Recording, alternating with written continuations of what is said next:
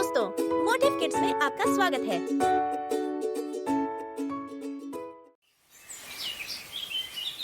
मस्तीपुर जंगल में बल्लू नाम का एक घमंडी बैल रहता था। उसे अपनी शक्ति पर इतना घमंड था कि वह अपने आप को जंगल का राजा समझने लगा था।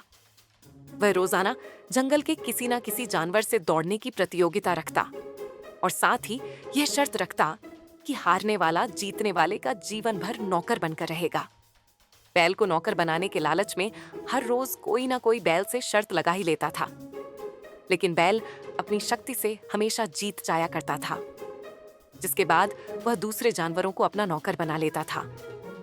दिन पर दिन बैल का घमंड बढ़ता ही जा रहा था। उसी वन में एक नर हिरण अपने बच्चे के साथ रहता था। नर हिरण की पत्नी बच्चे को जन्म देते वक्त ही गुजर गई थी, इसीलिए छोटे हिरण को नर हिरण ने अकेले ही पाला पोसा था। एक दिन छोटे हिरण ने अपने पिता से पूछा, पिताजी, पहले जो मेरे खरगोश मित्र मेरे साथ खेला करते थे, वह आजकल जंगल में कहीं भी दिखाई नहीं पड़ते। क्या आप इस बारे में कुछ जानते हैं? बेटा, उन्हें जंगल के घमंडी बैल ने शर्त में हराकर अपना नौकर बना लिया है। वे बिना बैल की मर्जी के फिर से जंगल नहीं आ पाएंगे। पर पिताजी, क्या हम उनकी कोई मदद नहीं कर सकते? दोस्तों की मदद करना तो हमारा कर्तव्य है। तुम बिल्कुल ठीक कह रहे हो बेटा। उस घमंडी बैल का अहंकार दिन ब दिन बढ़ता ही जा रहा है। मुझे उसकी कैद में फंसे जानवरों को आजाद करना ही होगा। दूसरे दिन नर हिरण बैल से प्रतियोगिता करने उसके पास पहुंचा। घमंडी बैल, तुम्हें अपनी शक्ति का बड़ा घमंड है ना? आज मैं तुम्हें तुम्हारी ही शर्त में हराकर दिखाऊंगा।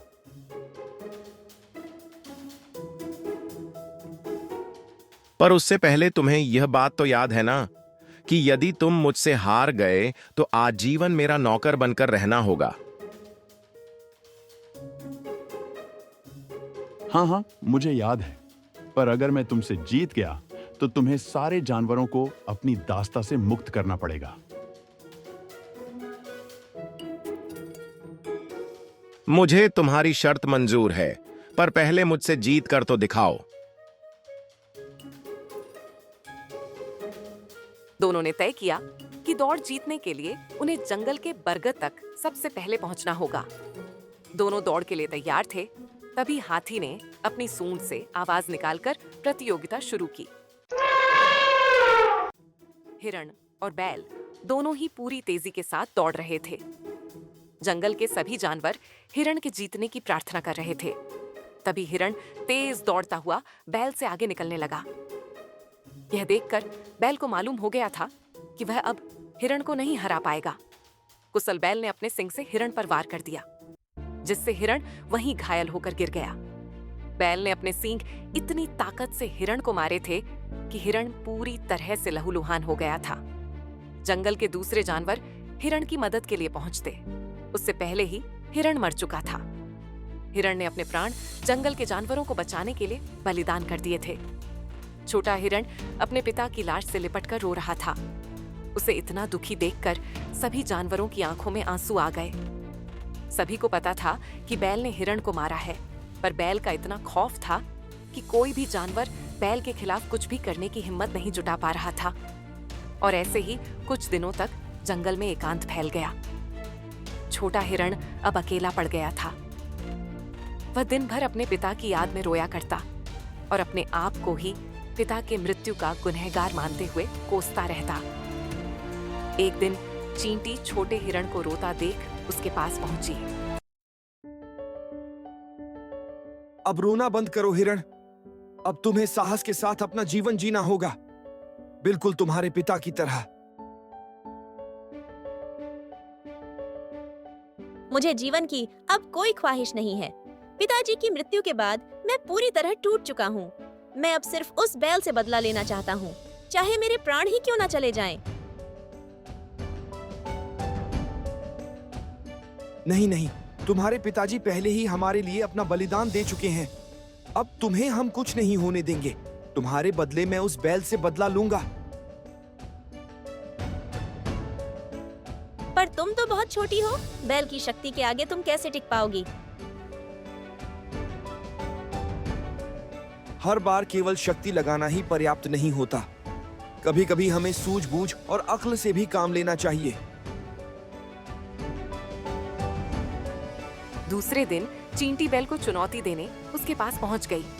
बैल चींटी की बातें सुनकर हंसने लगा और बोला, इतने दिन बाद मुझे कोई चुनौती देने पहुंचा, और वो भी एक छोटी चींटी। लगता है तुम्हें पता नहीं, आसपास के 5 जंगलों में भी मुझसे तेज कोई नहीं दौड़ पाता है, और तुम्हें तो मैं यूं ही हरा दूंगा। बैल चींटी का आत्मविश्वास देखकर सोच में पड़ गया और मन ही मन सोचने लगा कि अगर ये चींटी सचमुच मुझसे तेज हुई तो मैं इसे अपने पैरों से कुचलकर मार दूंगा।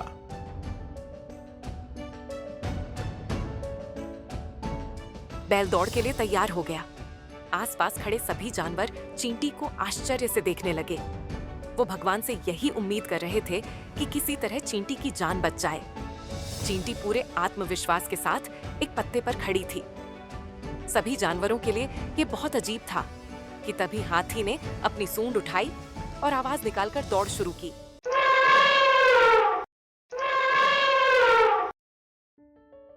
हाथी की फूंक के कारण पत्ती पर बैठी चींटी पत्ती के साथ बड़ी तेजी से हवा में उड़ गई और दौड़ के आखिरी छोर तक जा पहुंची।